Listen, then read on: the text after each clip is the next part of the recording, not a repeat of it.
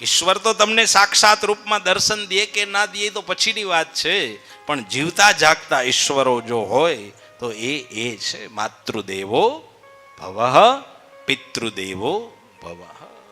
માતા અને પિતા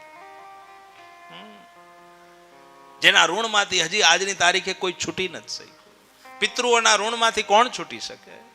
હે, આપણે કદાચ ગમે એટલા કાર્યો કરીએ તો હા કોશિશ કરી શકાય એ ઋણમાંથી મુક્ત થવા માટેના જેટલા પર્યાય હોય એ પર્યાય આપણે કરી શકીએ છીએ, પણ એ ઋણ જ છે.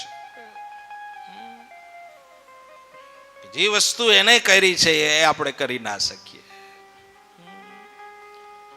એને જે આપણે તો રાત્રે બાળક સ્વરૂપે હતા, પછી માની બાજુમાં સૂતા હોઈએ, પછી નાના બાળક સ્વરૂપે હોય એટલે આપણે પાટા મારતા હોઈએ માને. માના પેટમાં પાટા મારીએ તોય એને ખવડાવે એ કોણ કરી શકે? એ માં જ કરી શકે. એ કરી શકે.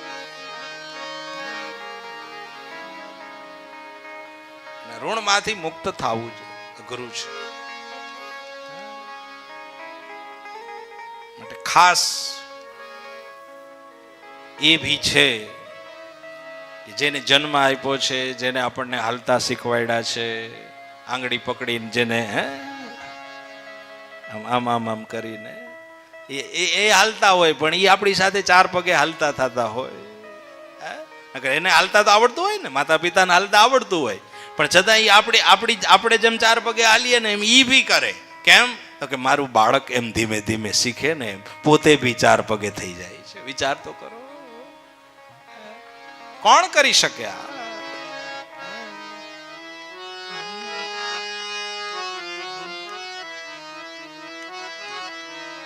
લાખો કમાતા હો ભલે, જેનાથી મા બાપ ના ઠેરા, એ લાખ નહીં પણ રાખ છે, એ માનવું ભૂલશો.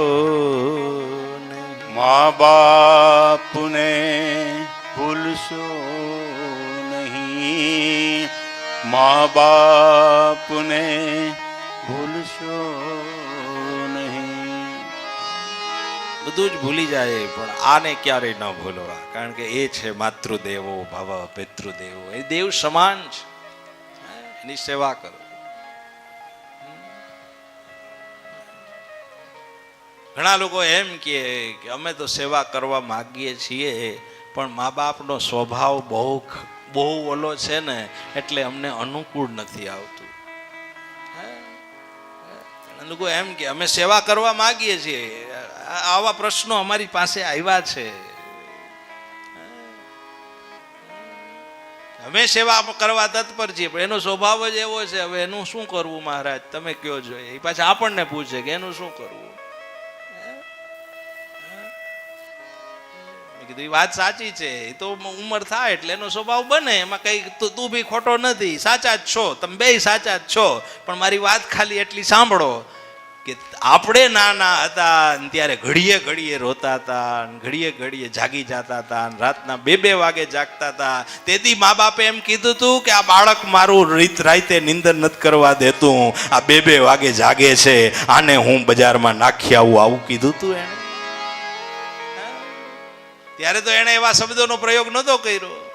હવે તને એનો સ્વભાવ નડે છે? હોય સ્વભાવ હોય, એ તો ઉંમર થાય એટલે બને. આપણી એવડી ઉંમર થાય એટલે આપણા એવા જ થવાના સ્વભાવ.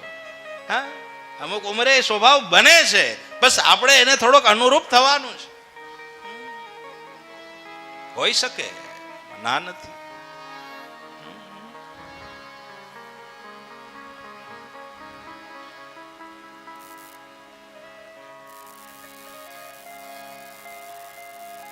ભગવાનને પણ જરૂર પડે ને એટલે ભગવાને અવતાર લે. અને એ એમ કે મારે માં છે, એ એમ કે મારે બાપ છે. ભગવાનને માની જરૂર પડતી હશે ને. જનની કરું જોર રાઘવને તું રે સદા, એથી માને ન કીધી મોર, કૈરો પિતાને કાગડા. રામને 3 માં હતા, 3 માં એકેય માન ઓછા ના થવા દીધા. નહીંતર કઈ ઉપર કઈ બાકી નહોતું રાખ્યું માણસો, પણ છતાંય રામના હૃદયમાંથી કઈ નહોતા નીકળ્યા. રામના હૃદયમાંથી નહીંતર શું બાકી રાખ્યું? વિચાર કરો, સવારે રામ રાજ્યાભિષેક થવાનો હોય અને રાતે જ બાજી પલટાવી નાખે ને એમ કહે કે ના 14 વર્ષ વનમાં જવાનું થાય, તો ઈ દીકરાને મા ઉપરથી વિશ્વાસ ઉડી ન જાય? હા, પણ છતાંય નહીં. માં છે ને, એને કીધું છે ને, હા બસ શિરોમાન્ય. એને મને કીધું હોય શિરોમાન્ય, પછી દુઃખ હોય તોય ભલે, સુખ હોય તોય ભલે. આની પૂજા થાય, આના ગુણ ગવાય, આના નામ લેવાય. એ તત્વ છે એટલે એને યાદ કરવા પડે છે. કઈ કીધું તું રામને કે મારા ઉપર જગત થૂકશે, મારા ઉપર અબજસનો પોટલો આપ્યો છે રામ, તે આ અબજસ કેદી છૂટશે? 14 વર્ષ પૂરા કરીને જયારે પાછા આવ્યા ને ત્યારે એમ કહ્યું, આ ક્યારે નીકળીશ? અરે રામે કહ્યું, માગ માં હું શું આપું તને? ત્યારે કઈ એટલું જ કહ્યું કે આવતા જન્મમાં તારો અવતાર થાય ને ત્યારે બસ હું તારી માં બનું અને હું આ ઋણમાંથી મુક્ત થાવ, બસ આટલું કરજે. ત્યારે રામે કહ્યું કે માં ઈ વચન તો પહેલેથી કોકને અપાઈ ગયું છે, એટલે ઈ તો શક્ય નહીં બને, પણ હું તને એવું વ્યવસ્થા કરી શકું કે જે પ્રેમ તું મને નથી આપી શકી, રામા અવતારમાં જે તે મને ઘૃણા આપી છે, એ પ્રેમ તને આપવા માટે હું તને યશોદા બનાવીશ અને 11 વર્ષ સુધી તારી ઘરે હું રમવા આવીશ. જે યશ છીનવી લીધો તો ને ઈ યશ કૃષ્ણ અવતારમાં. કોઈનો ભાર ન રાખે મોરારી, ઈ વ્યાજ સહિત આપે ગિરધારી. કોઈનો ભાર ન, એક વસ્તુ આમાં મદા કરી હોય ને, એક વસ્તુ ચૂકવા વગરનો.